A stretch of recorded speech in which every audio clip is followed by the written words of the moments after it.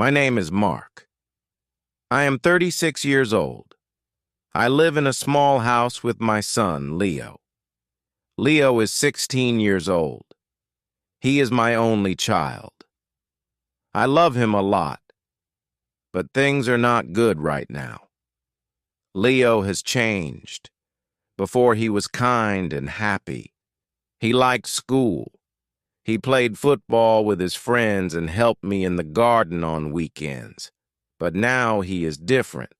He does not listen to me. He stays out late at night. He skips school. He argues with me all the time. I feel like I do not know him anymore. One evening, I was sitting in the kitchen, looking at the clock. It was 9:30 p.m., and Leo was not home. I called his phone. He did not answer. I called again, but still nothing. I started to feel very worried. "Where is he?" I whispered, walking around the small kitchen. At 10 p.m., the front door opened. Leo came in. He wore a hoodie that covered his face. His shoes left mud on the floor. His clothes were dirty, and he smelled like cigarettes. My heart felt heavy. "Where were you?" I asked. I tried to stay calm, but I was very upset. "Out," he said quickly. "Out where?" I asked again. "Just out, Dad." "Stop asking questions," he said angrily, and went to his room. I stood in the hallway, feeling sad and confused. What am I doing wrong? Why doesn't he trust me anymore? I kept asking myself, but I had no answers. The next morning, I decided to try again. "Leo," I said as he poured cereal into a bowl, "we need to talk." "About what?" he said quietly, without looking at me. "About you. About your life." "I'm worried about you," I said, sitting across from him. "I'm fine," he said in a flat voice. "You don't need to worry." "But I do," I said. "You skip school. You stay out late. You don't tell me where you go or who you're with." Leo rolled his eyes and ate a spoonful of cereal. "I'm not a kid, Dad." "No, you're not a kid." "But you're still my son," I said firmly, "and I need to know that you're safe." He didn't say anything. He stood up, picked up his bag, and left the house without speaking. The door slammed, and the house felt quiet, but full of tension. I felt like I was losing him, and I didn't know what to do. That afternoon, I went to Leo's school. I talked to his teacher, Mrs. Carter, in her small, messy office. "Leo is a smart boy," she said, fixing her glasses. "But he hasn't been himself. He isn't doing his homework, and he missed 3 tests this month." "3 tests?" I said, surprised. Mrs. Carter nodded. "I've also seen him with some boys after school. They don't seem like a good influence." My stomach felt tight. I thanked her and left the office. My mind was full of questions. What happened to my son? How did it get this bad? That night, I waited for Leo to come home. The clock showed 8, then 9. At 9:30, the door finally opened. Leo walked in. He looked tired and his hair was messy. "Leo," I said firmly, "we need to talk." He sighed and sat down at the table looking annoyed. "I know you don't like my questions," I start, "but I'm your father. I love you, and I want to help." "I don't need help," he said quietly, not looking at me. "Yes, you do," I said, leaning closer. "Mrs. Carter told me you missed your tests. She told me about the boys you're with after school. Leo's expression hardened. His eyes flashed with anger. You went to my school?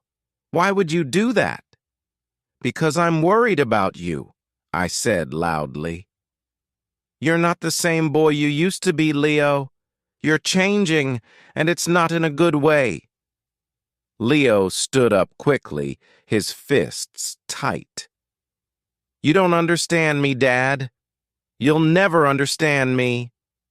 Then help me understand, I said, almost begging. Tell me what's wrong. Tell me why you're acting like this. But Leo didn't say anything. He walked to his room and slammed the door. The sound was so loud it felt like the whole house shook.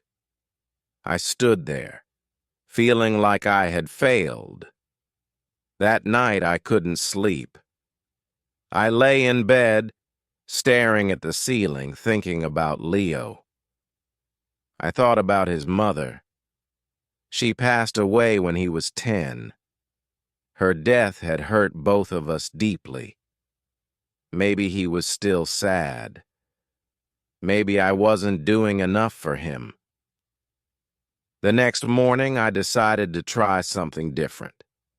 I got up early and made breakfast. Pancakes, his favorite. When Leo walked into the kitchen, he looked surprised. Morning, I said with a smile. Sit down. Let's eat together. He hesitated, but then sat down. We ate quietly. I didn't ask him questions.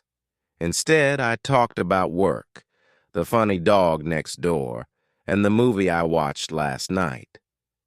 Slowly, I saw him relax. After breakfast, I said, Leo, I have an idea. What is it? He asked, sounding unsure. Let's go fishing this weekend. Just you and me. Fishing? He looked at me with surprise. Yeah, I said.